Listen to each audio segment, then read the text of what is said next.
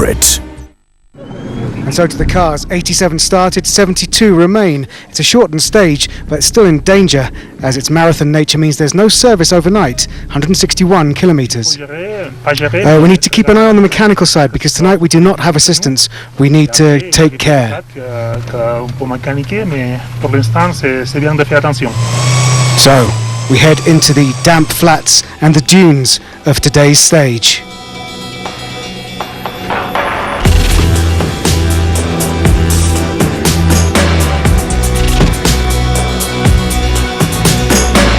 And that is the Peugeot of Romain Dumas. This is his third Dakar, the endurance circuit racer, still getting used to off-road racing and having a co-driver in the car, especially in conditions like this sand pit of it. Oh, that's a disaster there. He gets stuck in the sand pit and loses about 25 minutes on the stage. Very different to the Circuit de la Sarthe at Le Mans. Much more used to the sand is Sheikh Khalid Al-Qasimi. As a Dakar rookie, he's beating many Dakar veterans, helped, I'm sure, by having last year's winning Peugeot underneath him. A brilliant 6th quickest time on stage 7. Now, having switched from Mini Toyota last year, all eyes are on this Dutchman, Eric van Loon, as he's already impressed in his previous 8 Dakar starts. Best ever result was 4th overall in 2015, 12th quickest on the stage today. Now, after 6 years of tackling the Dakar on 2 wheels, this is only the 2nd time in cars for Brzezinski. He's consistently been in the top 10 since stage 3, 13th quickest on the stage today. Now, the best of the buggies, Eric Bernard, 14th quickest on stage 7 today. But now let's get to the sharp end of the pack and see who will shuffle up the order.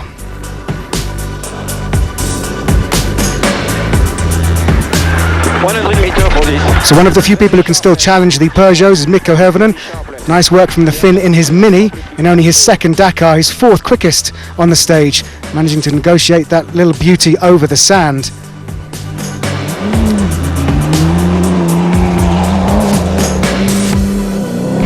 And it's great to see Gilles de Villiers coming back. The 2009 winner is eager to make up for lost time. Lost in navigation, gets a respectable top 3 stage time, 3 minutes behind the leader.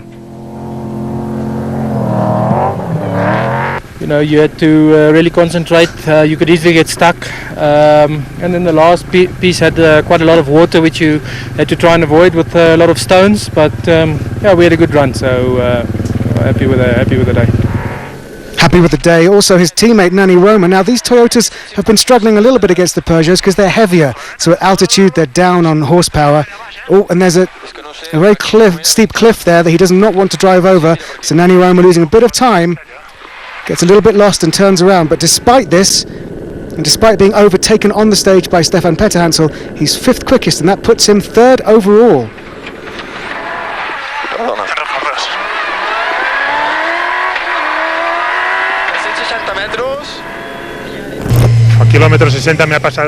Stefan Petterhansel passed us. We tried to follow, but no chance. So we decided just to do our own stage. Now all we can hope is that they have problems, sincerely. The 9 times World Rally Champion Sebastian Loeb didn't lose much time by being first on the road today. He and co-driver Daniel Elena have become a daunting prospect on the Dakar since their debut last year. Managing that difficult combination of high speed and navigation that is essential to have a consistent and consistently quick Dakar. Certainly keeps teammate Stefan Petterhansel honest on this difficult, quick stage. And there is Stefan Petterhansel, Mr. Dakar himself, last year's winner, the most successful competitor on the Dakar ever, flying through the stage. He overtook Nani Roma in the stage, and he wins the stage from teammate Loeb by 48 seconds.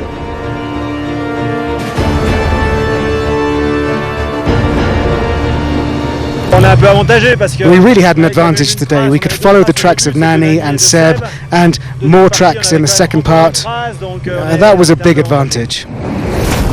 Petterhansel wins the stage, Loeb 2nd, de Villiers 3rd, Hirvonen and Roma the top 5. Dupre does not make it into the top 5 of the stage. And that means that Roma moves up ahead of Dupre in the overall standings, but Petterhansel still leads, Sebastian Loeb hot on his heels.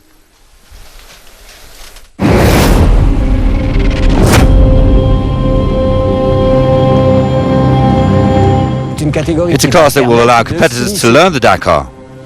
You just have a forward and reverse. Other than that, it's an automatic gearbox.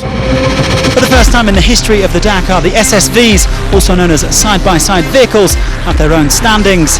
8 SSVs started this 2017 edition, 3 Yamahas and 5 Polaris. We're in a vehicle that's a real racing car, with all the ingredients of a racing car, except that it's lighter.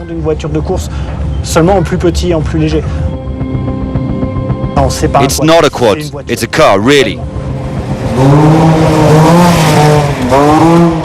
The advantage of it being small is that we can go in all places. We don't ask ourselves any questions.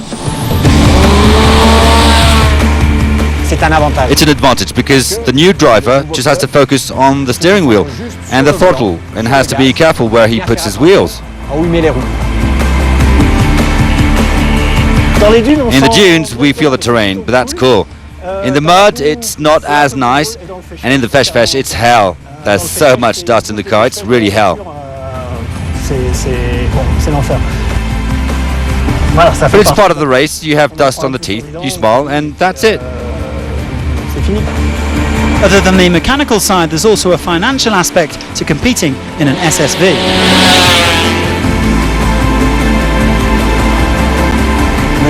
Anyone will be able to come and compete on the Dakar in an easier way with a reasonable budget. On the rest day, the Polaris of Brazilian Leandro Torres was leading the way in the SSV class.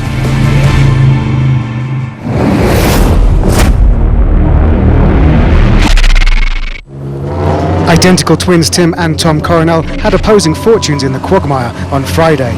Both competing in the solo T3 class, Tom waves on his brother and relies on the help of fellow Dutch competitor Ed Wigman to tow him.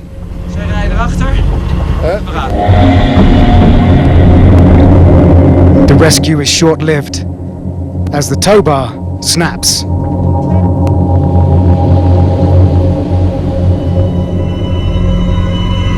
Attempt 2 is more successful.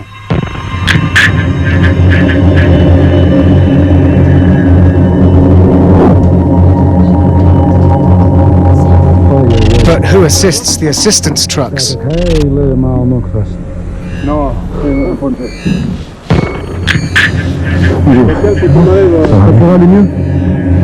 It's not just the vehicles suffering at this brutal altitude, but who assists the assistance trucks?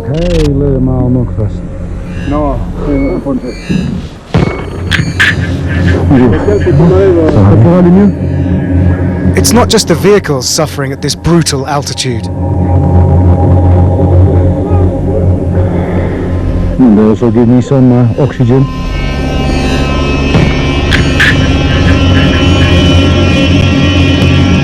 After unprecedented rain, the stage has turned to quicksand, trapping several trucks.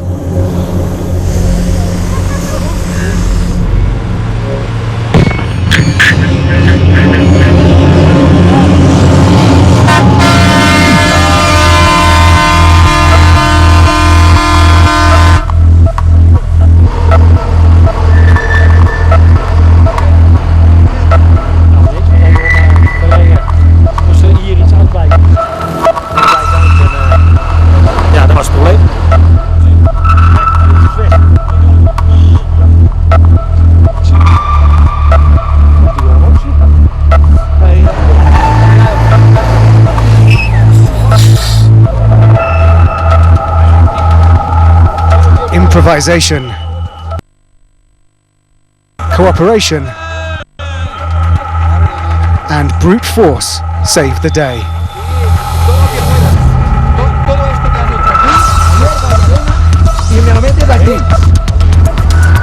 The truck graveyard is cleared by any means necessary.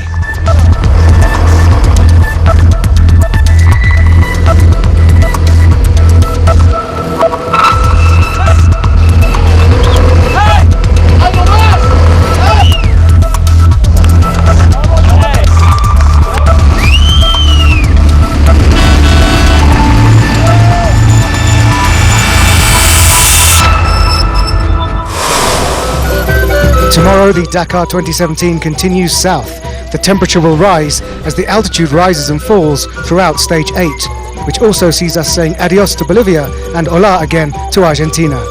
492 competitive kilometers between Uyuni and Salta.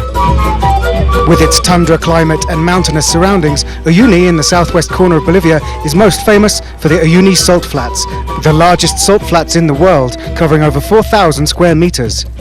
Uyuni is also a thriving transport and trading hub for this part of South America, given its prime position near borders with Peru, Chile, Paraguay and Argentina. It retains a very traditional Bolivian heritage, which has happily assimilated the arrival of the Dakar in recent years into its culture.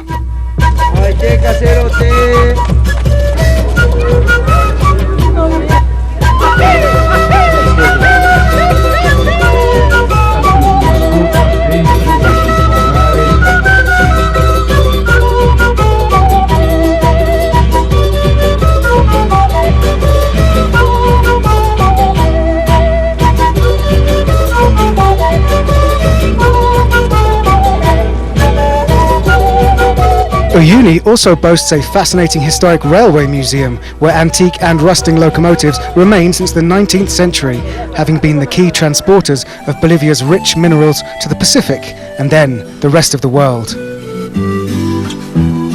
All in the shadow of the Andes. Thanks very much for watching. Join us again tomorrow when Dakar 2017 continues.